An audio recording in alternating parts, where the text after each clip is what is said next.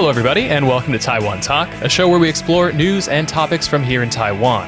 I'm today's host, Trevor Tortomasi, and today we take a closer look at Xiaoliuqiu, a small island off the coast of Kaohsiung in southwestern Taiwan. Some quick background facts about the island of Xiaoliuqiu. It has an area of about 6.8 square kilometers and a normal population of about 13,000 residents. Although as many as 20,000 tourists reportedly traveled to the island during the 2021 mid-autumn holiday, and as Taiwan's economy has grown, tourism in Xiaoliuqiu has employed more and more people, and it has since grown to become a place for people to relax on an island vacation or participate in water sports such as freediving.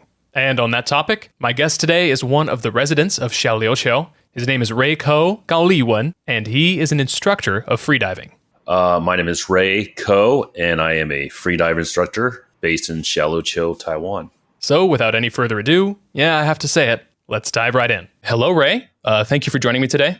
Great being here. So my first question, it's a pretty easy question. What is freediving, and how is it different from how people might imagine diving? Well, I think when people hear diving, they assume that it's scuba diving, as that's the more popular version of diving. Freediving is actually, we don't use the air tanks that you have in scuba, but we do it all on one breath, or breath hold diving, or one breath diving. Yeah, no breathing apparatuses here. We do use these skills to go down in the reefs, or to go spearfishing, or collect pearls as they do in Japan or in Korea. But also there is competitive freediving where we see who can try to go the deepest. And we do that by following a setup that has a line with a bottom weight on it.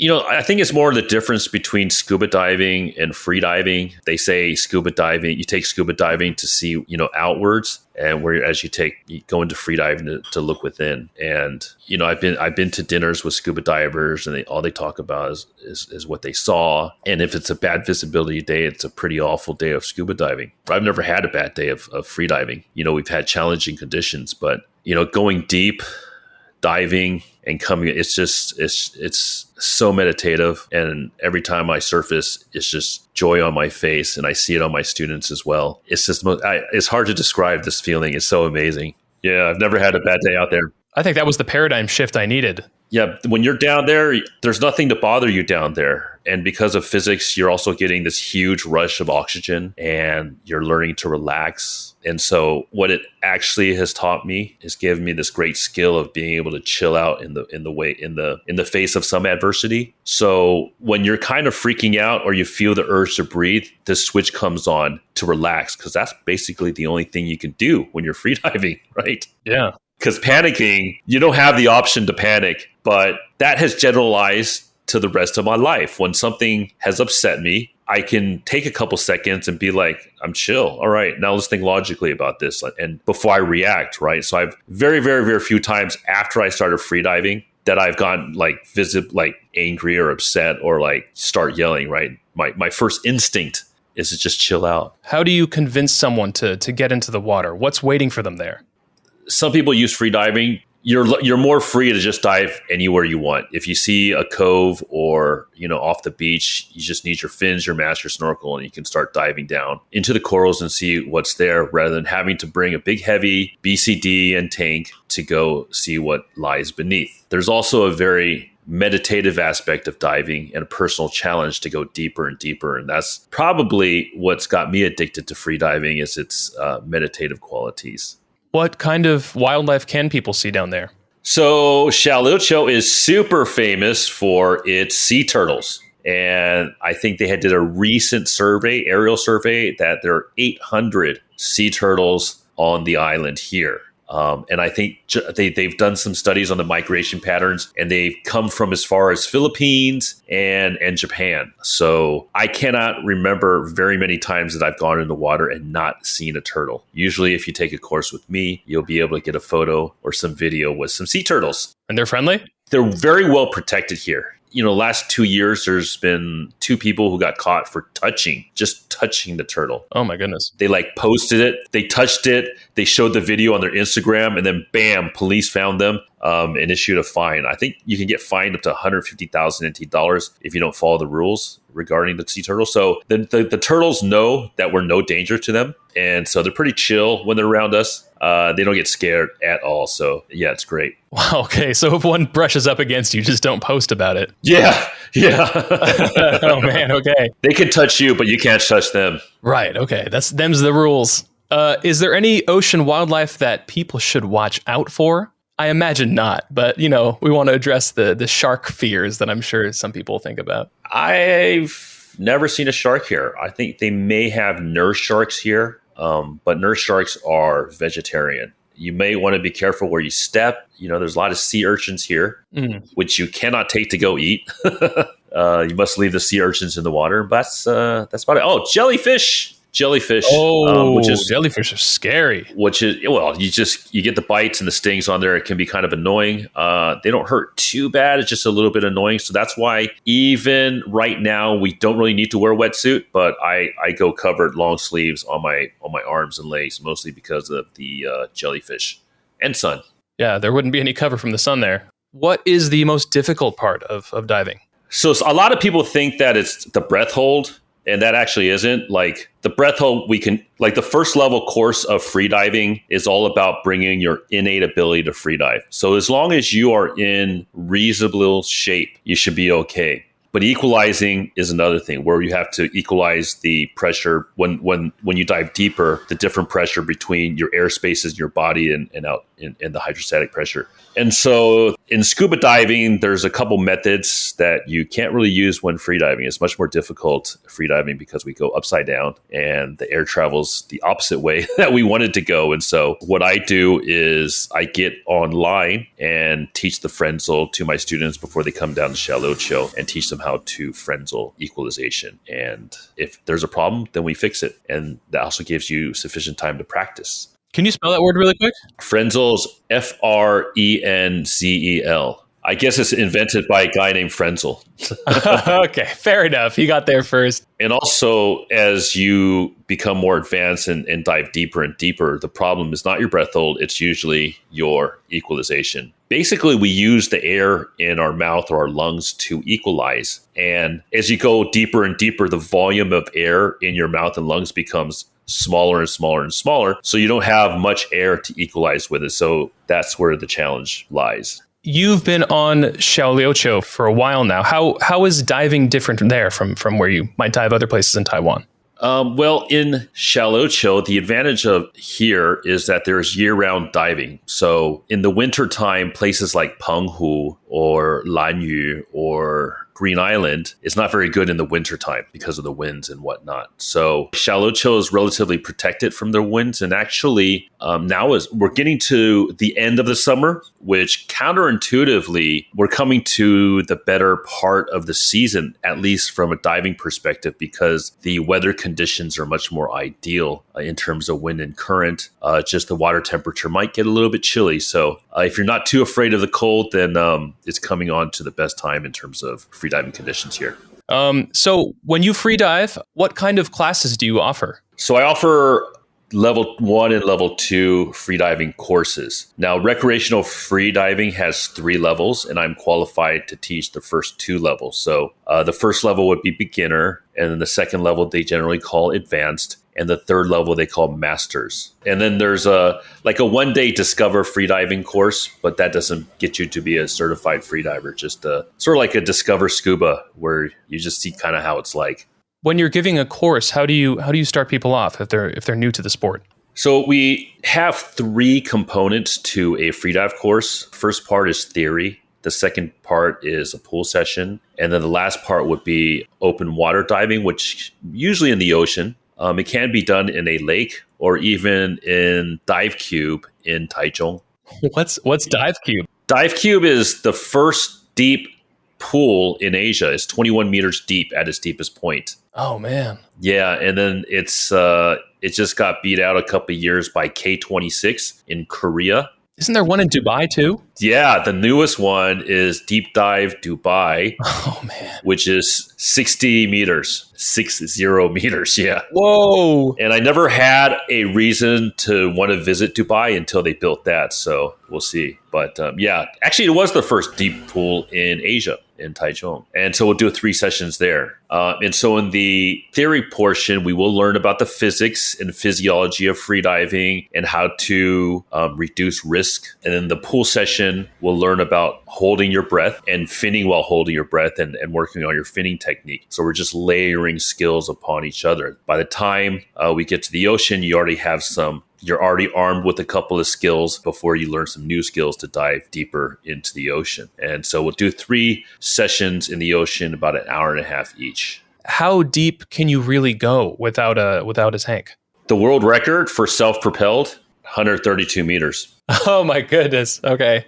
Ain't no cube that big. Yeah. Xiaoliuqiu, depending on the time of the year, you can get up to 40 to 50 meters. And so how long are you below the water each time? Depends on how good of a free diver you are. I have done, 2 minutes. I've done a 2-minute dive before. Wow. Yeah. World record dives are usually about over 4 minutes. Oh my God. That's some like Houdini David Blaine stuff. If you're holding your breath that long, that seems like it's the most impressive part. Yeah, it's freediving it's really a display of how wonderful the body is at adapting to change. Mm-hmm. Because it's adapting the body to be able to have the flexibility to withstand the pressure down there, to train your body and its cells to use the oxygen more efficiently, to lower the threshold of oxygen deprivation and to blackout. Like one of the short-term adaptations when you freedive is called the mammalian dive reflex. And that's what allow whales and dolphins to dive down for so long on one breath. And so when we dive, we have the mammalian dive reflex as well. When we dive, it kicks in, it lowers our heart rate, it contracts the spleen where it has a lot of reserve red blood cells, which are rich in oxygen, and it causes your body, your blood to shift from your arms and legs to the core to protect and oxygenate your organs, and it vasodilates your carotid arteries, and so your brain gets more oxygen flow. And so more training, the stronger mammalian dive reflex response you get. So yes, freediving is something you don't progress very quickly in. It's years and years and years of progress and adaptation. Man. So let me see. What is the setup like for a diving session? Before you get in the water, what do you have to do? So I get a buoy. It's basically like a inner tire, and then it has some canvas over it. That buoy is about 70 centimeters in width. Below that, we will have a pulley system and pretty strong rope and a bottom weight connected to the bottom of it. So it'll create a straight line or straight rope to use as a guide to train.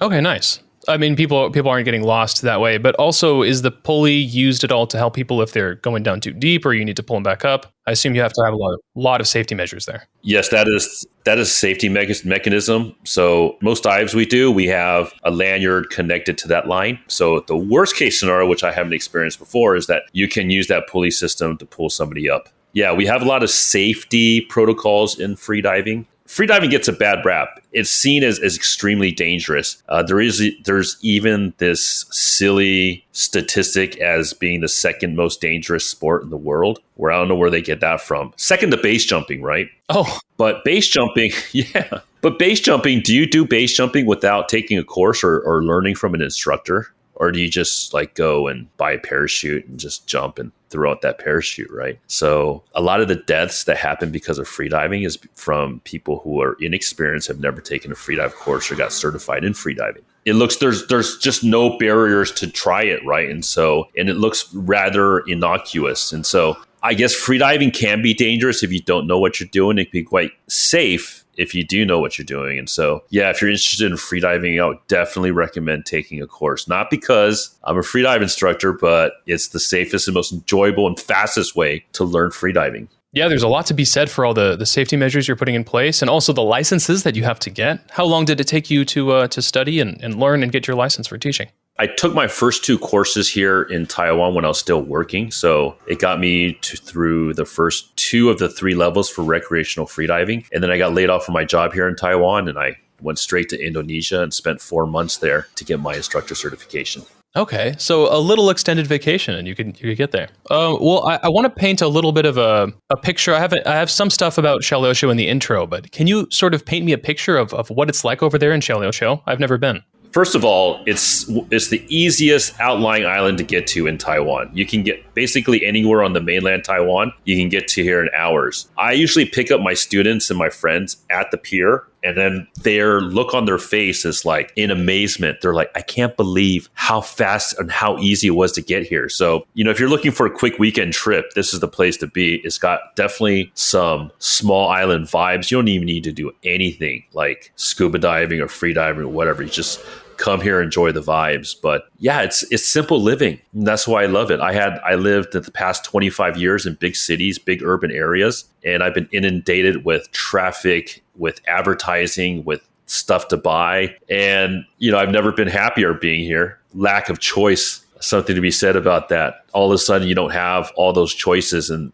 with fewer choices, it's less stressful. It's amazing. But also being so close to the water, I get in the ocean every day. I get, lots of sun. And so it's awesome down here. I highly recommend. If you're a remote worker, I would definitely put this place on your radar to check out. Yeah, it sounds like an amazing place to just take your laptop and get work done. Look at the ocean all day. Yeah, like right after this, I might just hop into the ocean just for a little bit of swim, just as a midday break. Heck yeah. What other kind of activities are there to do on Xiaoliuqiu? I imagine there's a lot more than freediving as well. Scuba diving, SUP, they have like the boat tours, there's kayaking, mostly water sports. Yeah, there's a good hiking, snorkeling, swimming, laying on the beach. Amazingly, the beaches here aren't very crowded at all, even on weekends. How has the pandemic affected the number of people on the island and your business? So the actual pandemic, when it started, I think it was a boost to the economy here in Xiaoliuqiu because people couldn't travel abroad. And so a lot of people came here for their holidays and discovered Xiaoliuqiu, right? But during the lockdown, there's nothing going on. It was horrible. There's no business. Yeah. So the two big industries in Xiaoliuqiu would be fishing and tourism. Not sure how the fishing is done, but obviously the tourism basically went to zero. We weren't even allowed to touch our foot on the sand. We couldn't swim. We couldn't put our toe in the water or even on the beach. So it was a quite tough time. Not only were we not making any money or income, it was just depressing not to be able to be in the water, which is part of the reason, or big part of the reason why we're on Xiaoliuqiu. So it was tough during the lockdown. Yeah, especially when it's right there too. Yeah, absolutely. Is there anything people should know about the process of getting better at diving or learning how to teach diving? So I'm on Reddit a lot because I post some of my content on there and I answer some questions. There's a misconception that they want to improve their breath hold time before they start a course. But it's actually the course is going to teach you how to hold your breath for longer, right? Without training. And so just wanted to clear that up, that you don't actually need to practice your breath hold before coming to class or starting a course. Mm-hmm. And I wouldn't recommend any training before. Once you do take a course, then we can talk about training. I don't want to give too much, arm anybody with enough knowledge to be dangerous to themselves. And so, but right. It does involve a lot of, some dry training, like breath holding exercises and stretching our diaphragm and the respiratory muscles. Yeah. If someone is doing cardio exercises every day, are they going to start out better at this? Yeah. So like the first thing you learn about in freediving is that the urge to breathe does not have very little to do with your oxygen levels. The urge to breathe comes from your CO2 tolerance. Huh. So CO2 is obviously a byproduct of consumption of oxygen. And so if you want to increase your breath hold time, you need to learn to relax and use less oxygen. You release all the tension in your body to create less CO2. And then you also have to build CO2 tolerance with regular training. If you're a runner, people who are quite fit generally have better CO2 tolerance. And also, I find swimmers as well, because they don't want to turn their head to breathe as much because that, I guess, interrupts their speed, right? And so I think swimmers probably have a better natural ability to hold their breath longer. Nice. One of the challenging parts about teaching freediving is most freedive certifying agencies, they limit it to 4 students per instructor. And for me anyways, I feel that's too much because in an hour and a half session, if you have 4 students, you're only going to get about 6, 7, maybe 8 dives in. And obviously learning a new skill requires a lot of repetition. My courses limit it to 2 students per course. And so you're going to get twice as many dives in the session and better opportunity or better chance at becoming proficient at this new skill that you're learning. Awesome. Yeah. That is my unique selling point.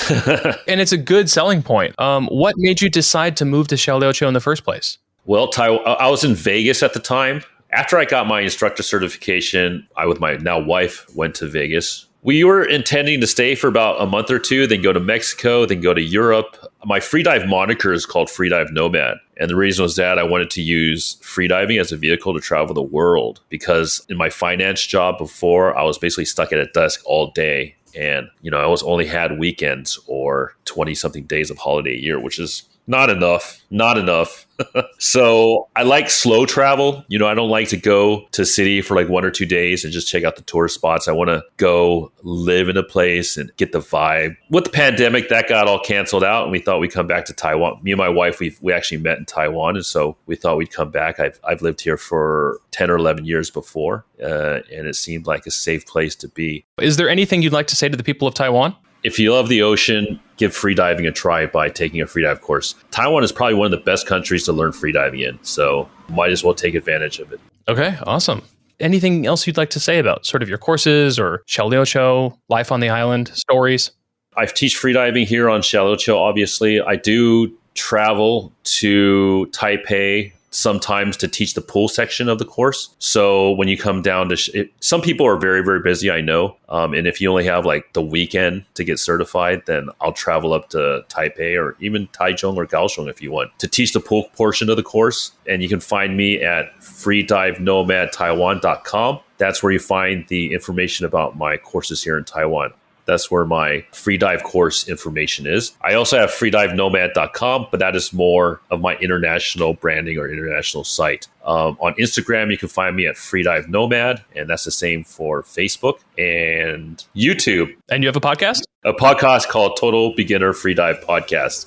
So I was thinking of the information that I wanted to know before I started freediving because I don't think there's enough content out there for someone who knows absolutely nothing to taking a freedive course. There's a lot of content out there, but that's for experienced freedivers. So there isn't any for the total newbie. So I try to make it like 5 to 10 minute episodes, so it's not too long. So if you want to get some very basic information about freediving, that podcast was meant for you. Nice. Very well done, man.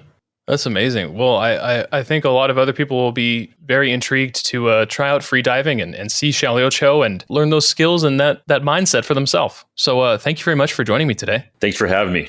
So as we close out today's episode, I'd like to remind everyone to explore somewhere new when you get the chance. And as long as you're being pandemic safe, visit islands, climb a mountain, ride your bike down a different road, and take a lesson in freediving.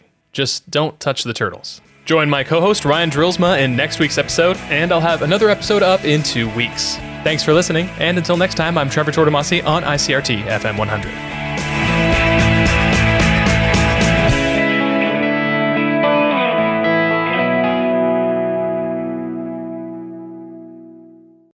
Hey there! I hope you've enjoyed today's episode. If you'd like to hear more from ICRT, you can check out our other podcasts. We've got Taiwan This Week, a roundup of the news in Taiwan every Friday, English in the News for useful English expressions explained in Chinese, and EZ News, spelled with the letters E and Z, for simplified daily news. For some lighter news in both English and Chinese, check out News Bites and News for Kids. And if you enjoy them, tell a friend. Thanks for listening.